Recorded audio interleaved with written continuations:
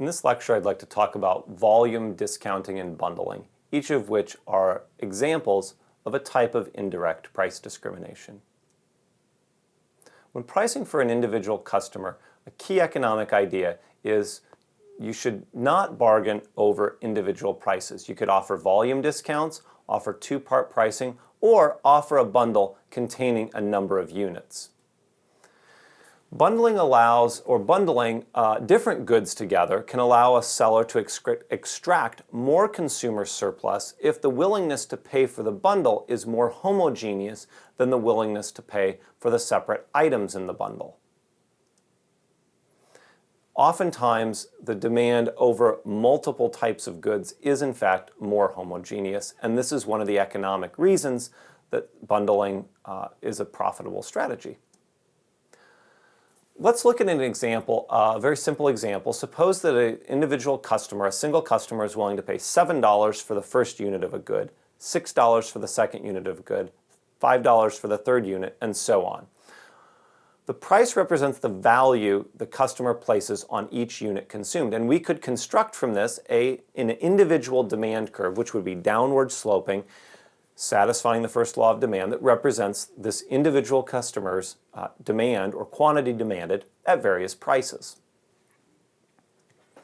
Now, if a seller sets a single price, they do that or identify the optimal price as the price at which marginal revenue is as close to or equal to marginal cost as possible. As long as marginal revenue exceeds marginal cost, the seller will sell more. In this example, that implies an optimal price of $5, assuming the marginal cost is $1.50.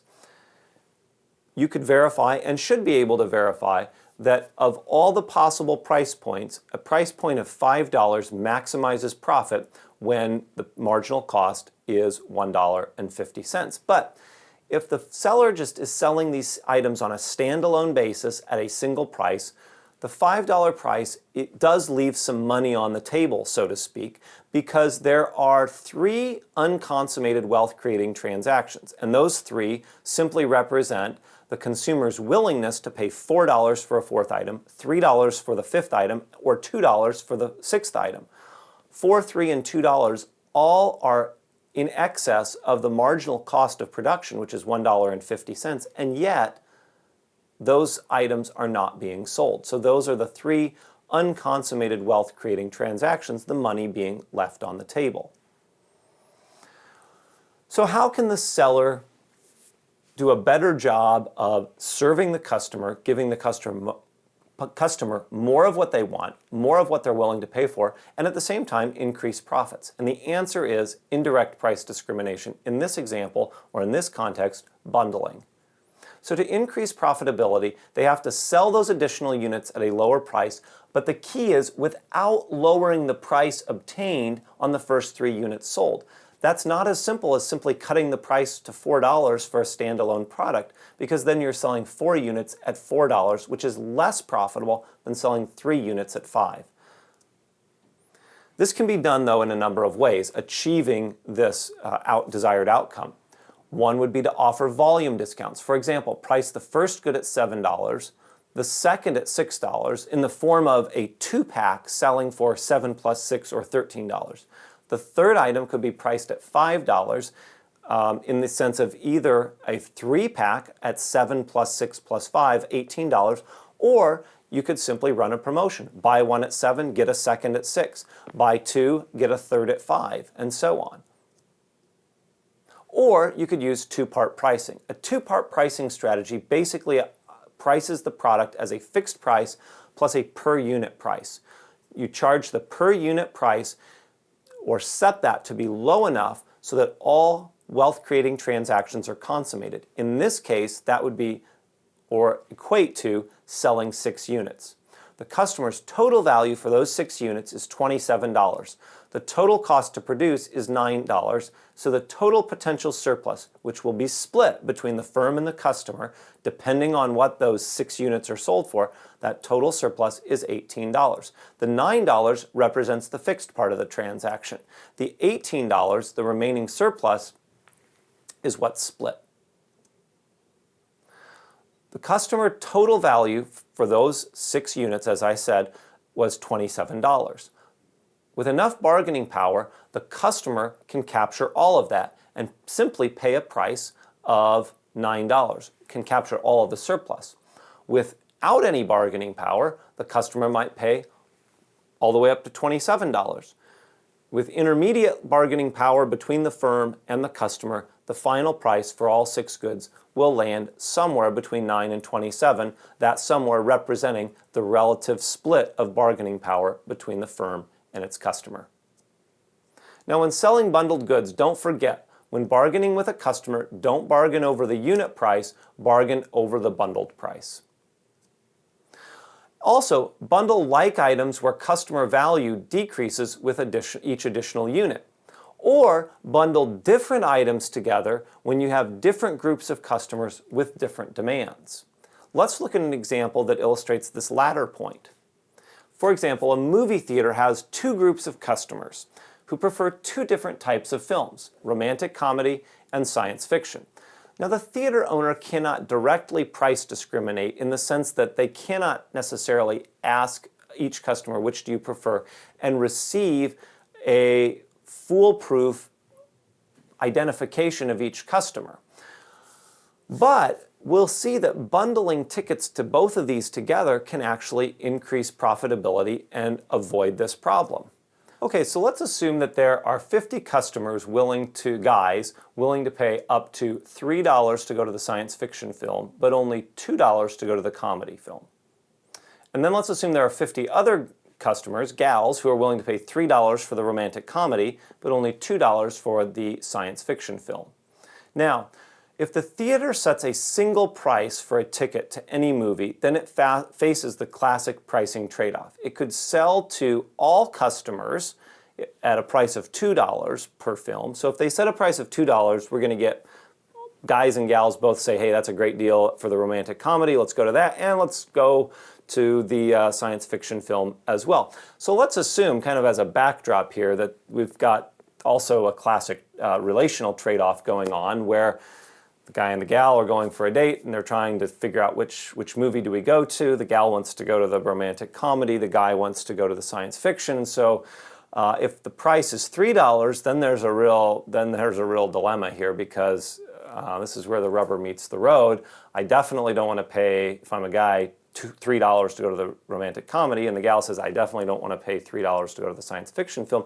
But if the price is $2, they're both willing to go to both. So if the firm, the movie theater, sets a price of $2 here for each ticket, everybody wins. At least the guy and the gal win.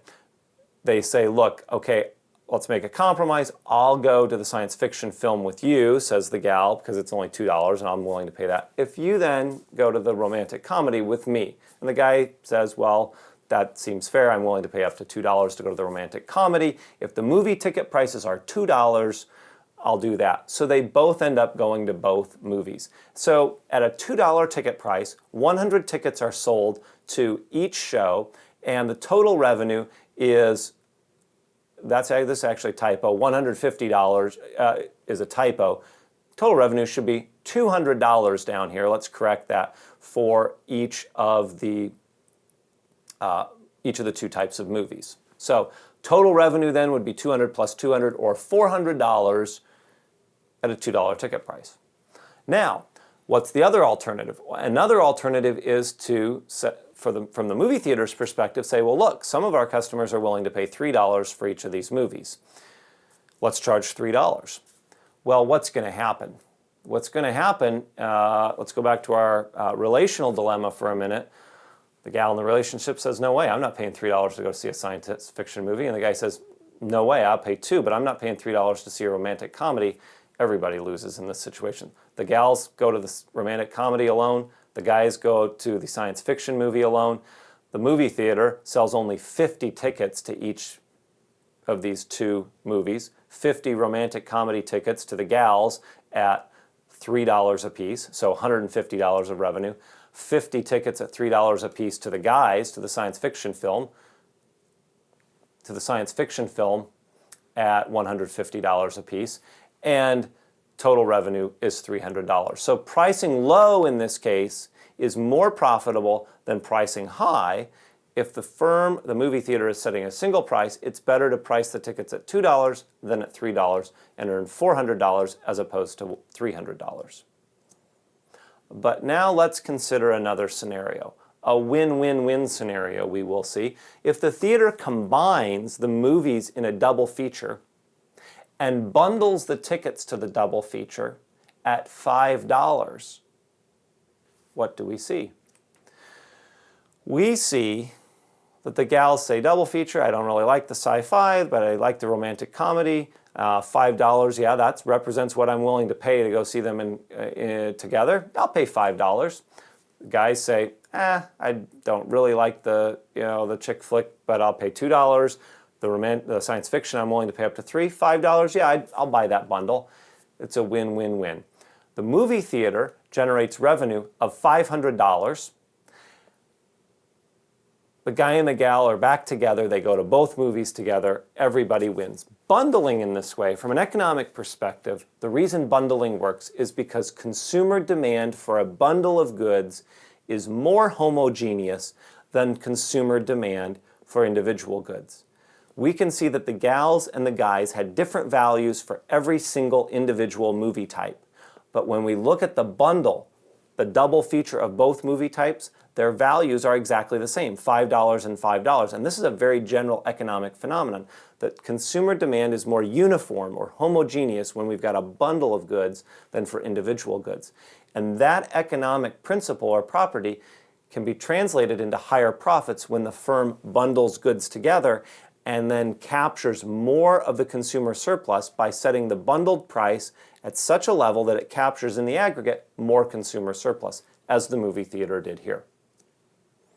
This is one reason that cable TV providers actually make 65% more selling bundled packages than they would if each channel were sold separately. Thanks for listening.